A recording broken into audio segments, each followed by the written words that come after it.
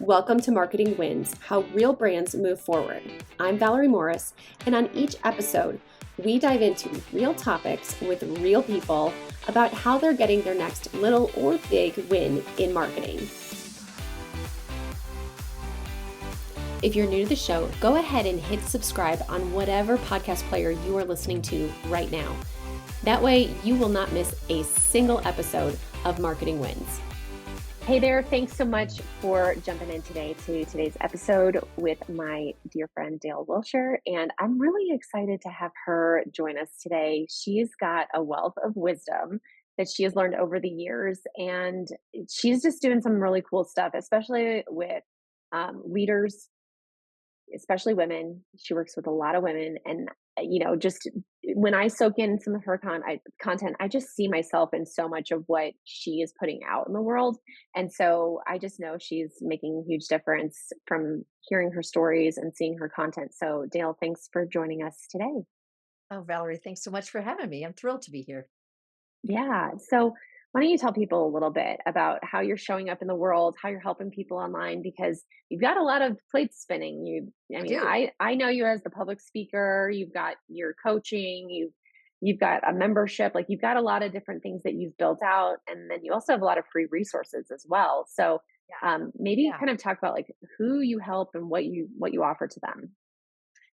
Yeah. I say, I help like one of the things I do as a coach and where I started in this business, I had been speaking for 17 years, but I started in the faith-based world, which meant it was not sustainable. I made Starbucks cards and potpourri. So no one, like Excel Energy does not accept Starbucks cards for payments. So Right. over a period of time, like I'm going to have to figure out how to monetize this in a way that Right.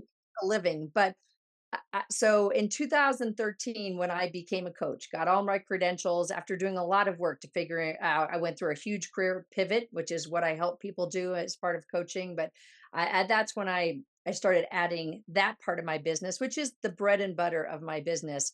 But speaking has maintained itself. So now I speak to a different audience, but I love to do that. And so I help people get their authentic personality, or in some cases your authentic brand, to really help who they are. And it started with personality because nobody kind of in my young world loved my personality. I have a very dominant, direct, decisive. On the disc I'm known as the D. And you know we don't love our women to be D's.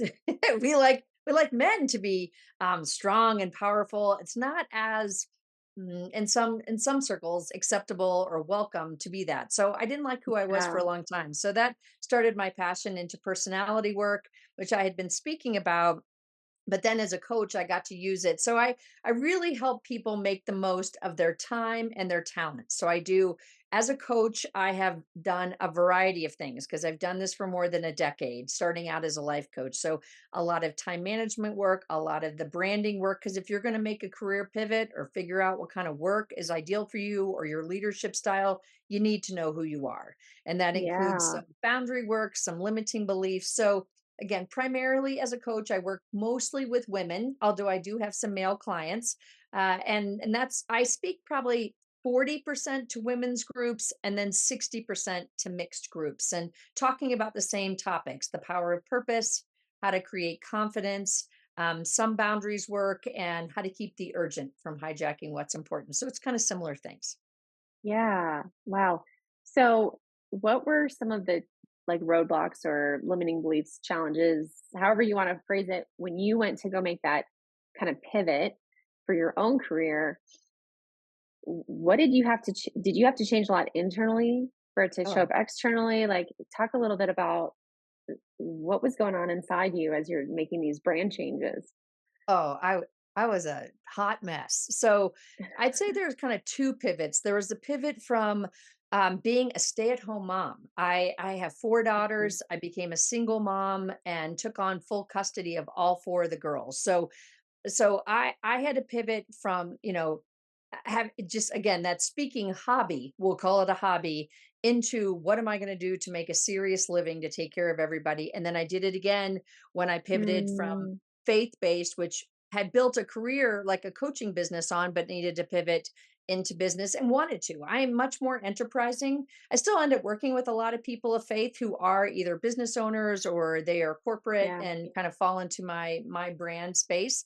Um, what was the question again, Valerie? The mindset, like, The was there a lot mindset. So internally that there's a you had lot. to shift for There was a lot. the Yeah, I think that's the rudder, right? I mean, you can kind of turn yourself, but if the mindset doesn't go with it, you self-sabotage. Probably the biggest mindset issue I had initially was I didn't really know who I was. Having been a mom for a number of mm, years, I just always say there's something about motherhood that just sucks the identity right out of you.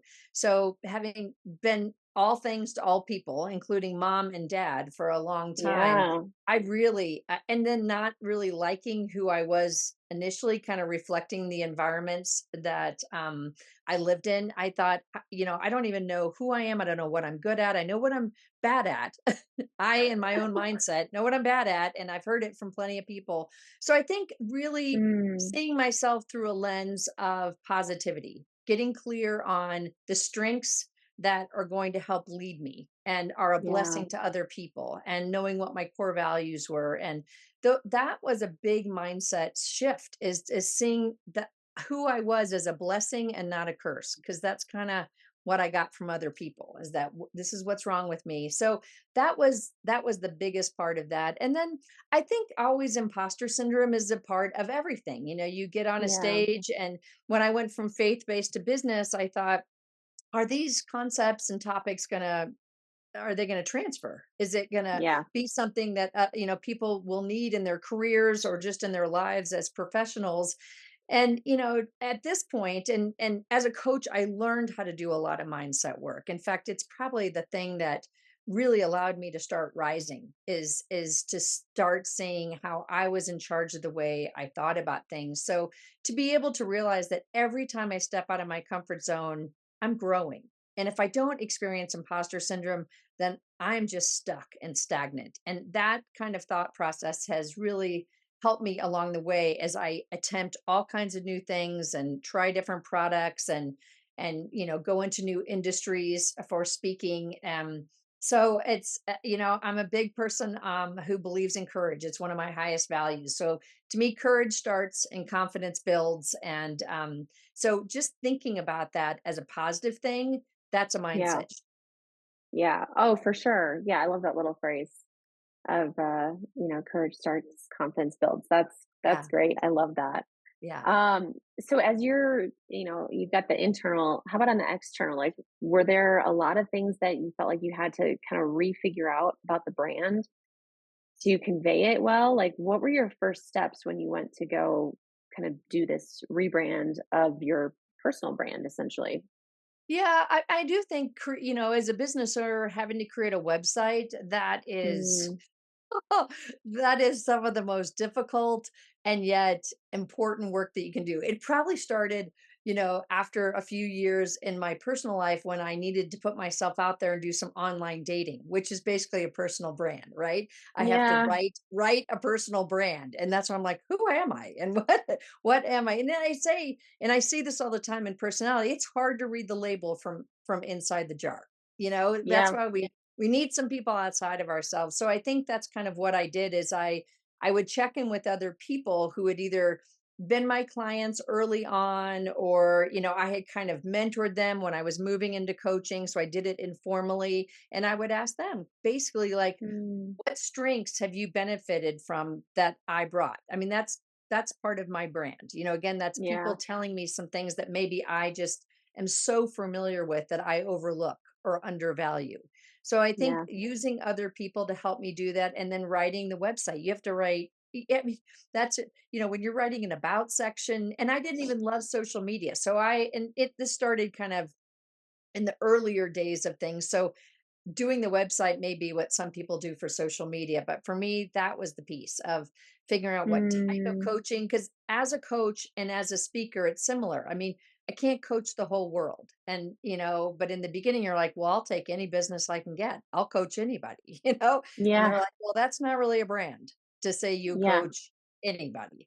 So that's when, to me, that's the courage part. Like, it takes a lot of courage to say, I'm not going to do something, or I'm going to Right. target, in this case, it was women. And my website, because I still speak to 40% mixed groups, it couldn't completely be women, but most of the images are. So I had to figure out and, how to balance, where my primary work comes from and without keeping everyone out. So it's just, to me, it takes a lot of courage to put yourself out there and think I could be losing people along the way. Yeah. Well, yeah, that fear of kind of letting go of other stuff, I mean, that's a real thing that a lot of people have. So, Yes, but, it is getting very clear on it who is. you are talking to. And I'm glad you mentioned the website copy because, and just website design of, what graphics you're using and all that, because I think a lot of people,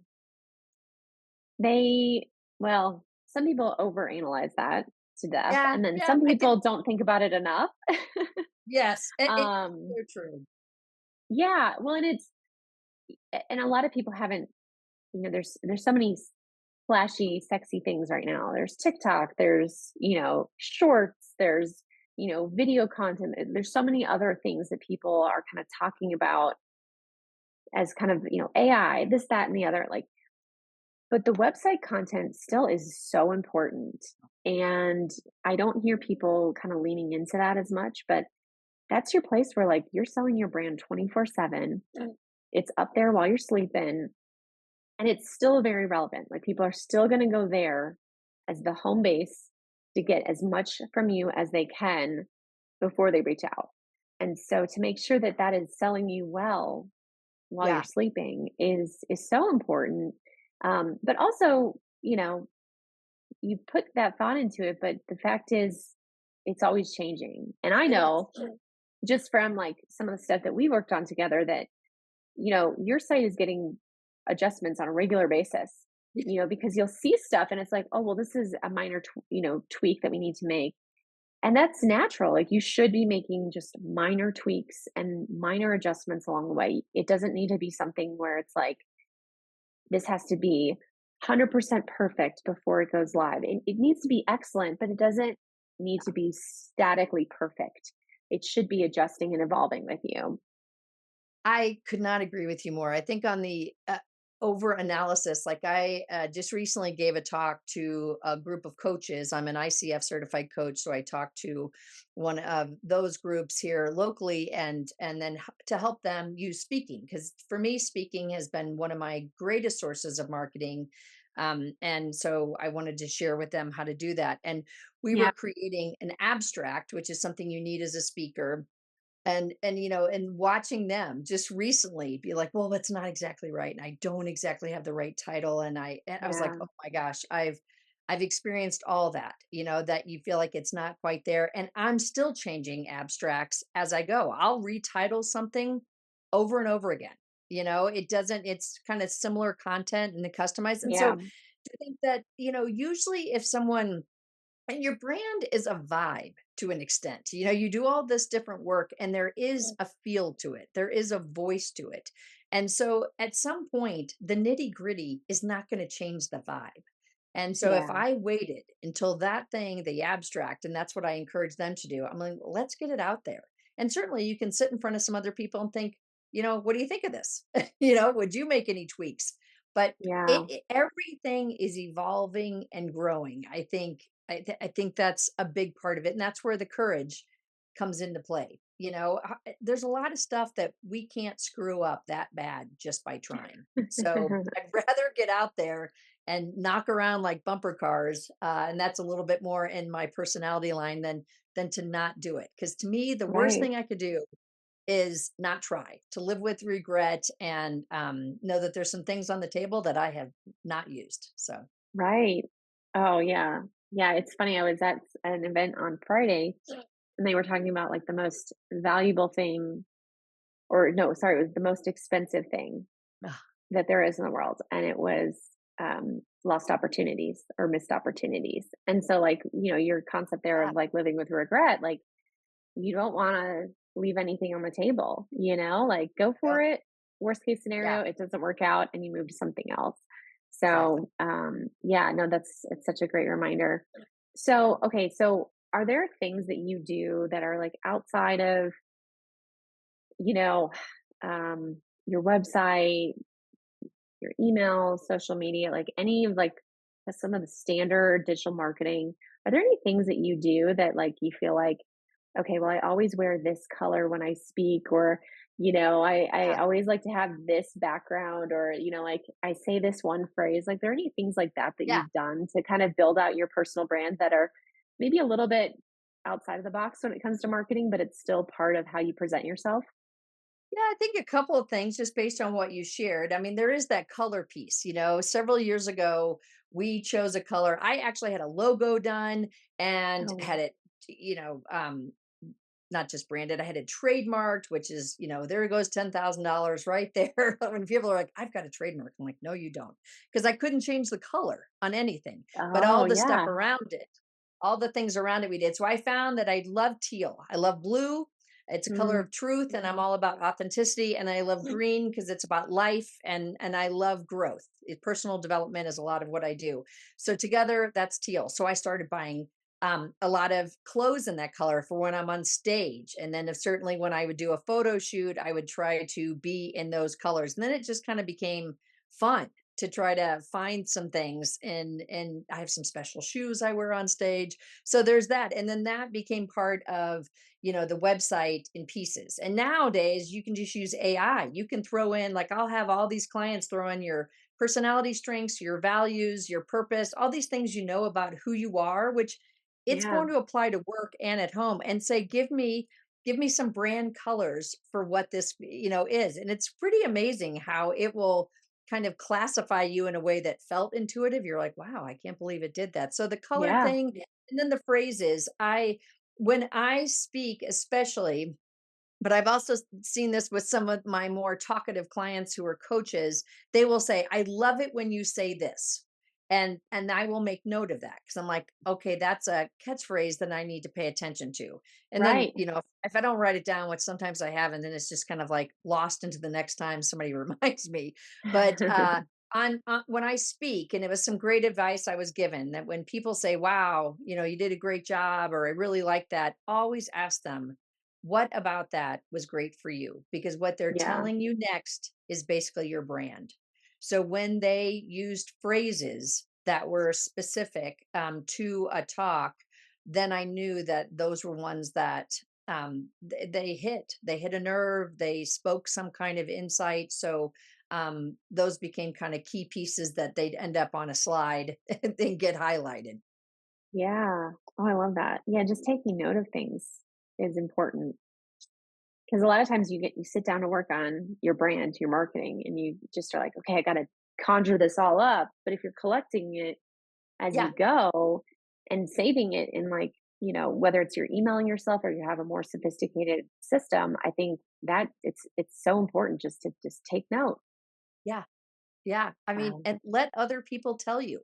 They say, in the study of the self, it's easier to understand what your values are. But I still, in working with people, find most of them don't have them articulated. They'll know it yeah. when they bump into it, or they'll know when they're dishonored.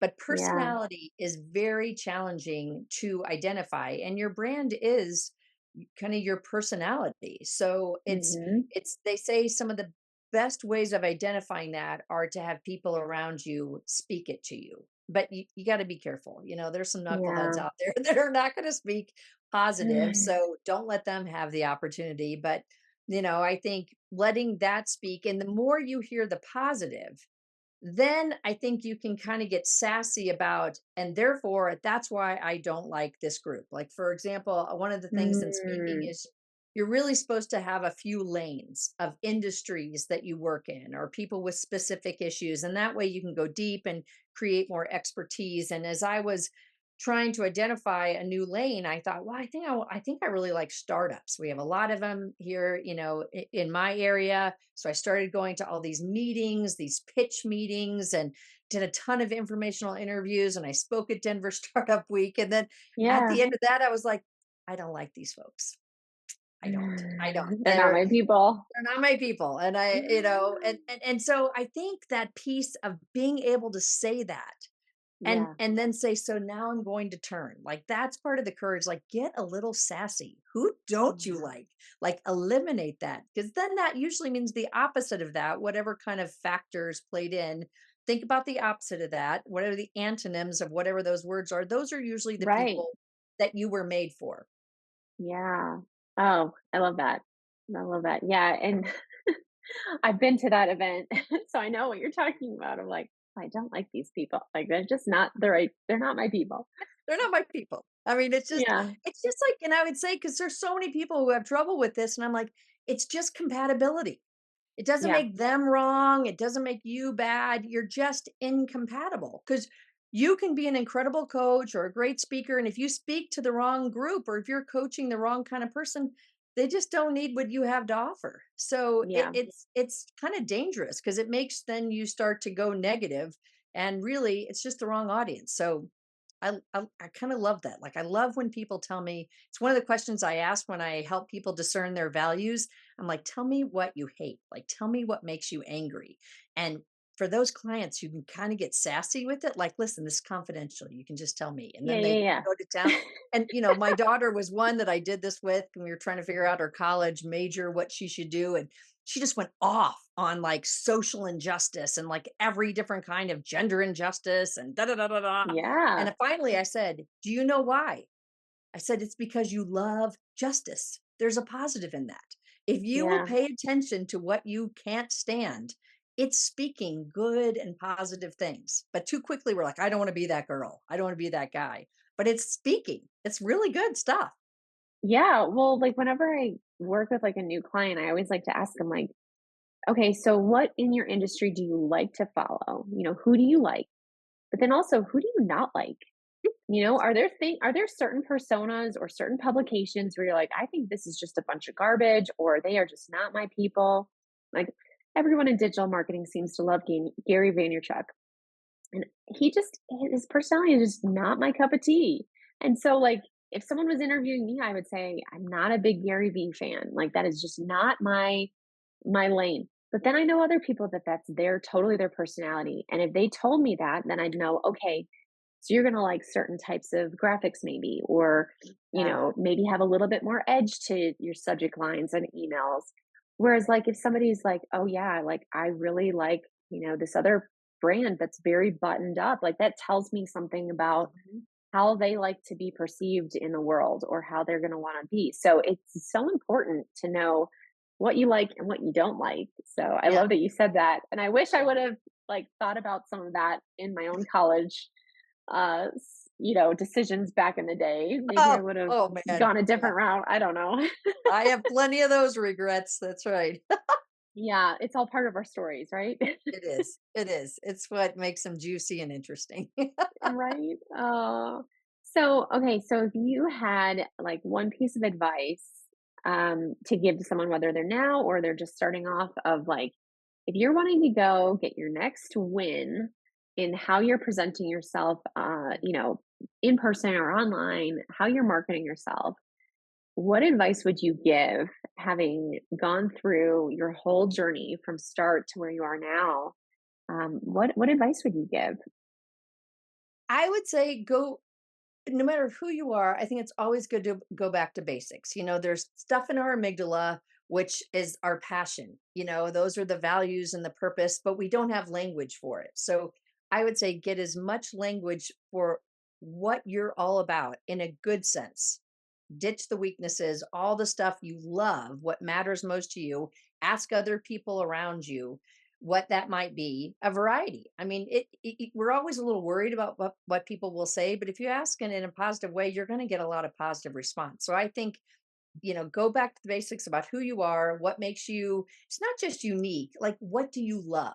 I mean, that feels Yeah, less pressured. What do you love? What is the most meaningful to you? Like what do you hate? Think about the opposite. right, And then exactly. I'd say, yeah, and then like be brave.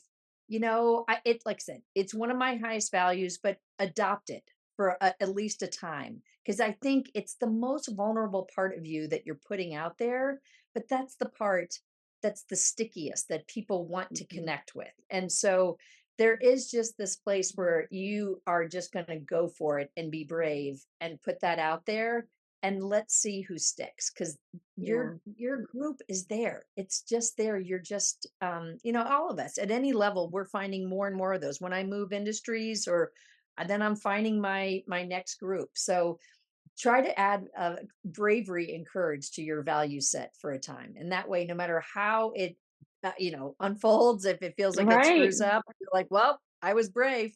I was brave, Yep. which means you learned something. Yeah. Exactly. Yeah. No, I remember like back when I first started my own business, the first few like posts, first few emails that I would send, everything was an act of courage. I remember being just scared to hit that publish button. And then you do it one or two times, and then that gets a little bit easier. You send a few emails, it gets a little easier each time. Now, granted, like I still get a little nervous for doing new things, but I've built up that courage over time. So I love that you Hmm. wove that in, Yeah. because I think bravery and courage are such a huge piece of marketing at large. So it's those Yeah. tiny acts of courage every day, all day long. So Yeah. great. And this is like to separate, it's us in a lot of cases. That's the brand, which I think is the most challenging, because Yes. we're so it feels very personal. But to be able to say it's really your message, what you Hmm. do for people, what you offer, these values that other people also resonate with, that they want more of in their life. That's the piece that people may reject or not align with. But kind of separating that out mindset wise. But we still have great value. We're just looking for the kind of like our sweet spot. Yeah, exactly. Gosh. Okay. Well, if people want to get more from you, and I know you have a few quizzes out there, like you've got Yeah, a lot of great resources. So got like some tell free us a little stuff. bit about Yeah. like some of the free stuff where they can get a taste of you, and where is best for people to find you if they want to get more from you. Yeah, well, we'll start with the website. So it's the website, the brand that I paid so much money for. That's yourauthenticpersonality.com. It's very long. You can also get there by Dale Wilsher, and that's with an ER, not an IRE. And then, yes, we have on the personality tab, we have lots of different, we have 3 different quizzes right now. I think currently we also have like a self-care quiz out there. I mean, I love a good quiz to be able to figure out what, Hmm. if you need a little help. So a lot of things on there, videos about personality, to really understand your authentic personality. So lots of fun resources on the website. We are on I'm not on TikTok. I am on LinkedIn, barely on YouTube, on Instagram and Facebook, but I really like LinkedIn as my favorite. But I'll be very honest, the reason I've hired Valerie and I'm so grateful for her help is because I cannot stand social media. It is not something I enjoy. So, I would rather do email marketing, and that feels a little bit, they still help me with that, but that's more of my thing. So I delegate out when I get sassy and I think I can't stand this. And it's to the point where I'm going to need to bring in someone who does it really well. So, Yeah. there's things out there. And if you're on the email list, if you want to join by taking one of the quizzes, or there's, certainly just the sign up at the bottom of the website. We've got some blogs and things, but if you want to get on there, I do give out a lot of free content on those emails that come out once a month, or excuse me, once a week. There's a Once a meaningful week. Monday, Yeah. something really short and easy just to assist you in your life and your work to make things better. Right now, we're talking about triggers. So, just different topics each month. So I'd love to Yeah. have you be a part of the growing community that is all, committed to your authentic personality. Yeah, and I'll just before we sign off here, I will just testify that I have taken a lot of your quizzes myself, just partly because I got to know what they're about for marketing purposes. But whenever I get your emails and I see those quizzes, I'm like, oh my gosh, I totally need this. Like, it is speaking so much to just like the female perspective. I'm, earlier on in my journey as a mom, but I resonate with so many of those themes. So if you are thinking, hey, I'm looking for somebody who just kind of gets what it's like being a woman in leadership right now. Like, I encourage you to go check out Dale's quizzes and just her blog content, get on our email list. It's an inspiring just dose of just happiness and just inspiration every Monday when she sends it out. So Thank you. Yeah, join on. And yeah, I encourage you go check out more from Dale. Dale, thank you so much for just sharing the nuggets of wisdom you shared today, and just sharing your story too about how you've gotten into where you're at now, but also just the fact that like you hit some roadblocks and had to make some pivots. And that can be scary for a lot of people, but hearing somebody else who's gone through it can be so inspiring. So thank you for sharing your story. If you're new to the show, go ahead and hit subscribe on whatever podcast player you are listening to right now. That way, you will not miss a single episode of Marketing Wins.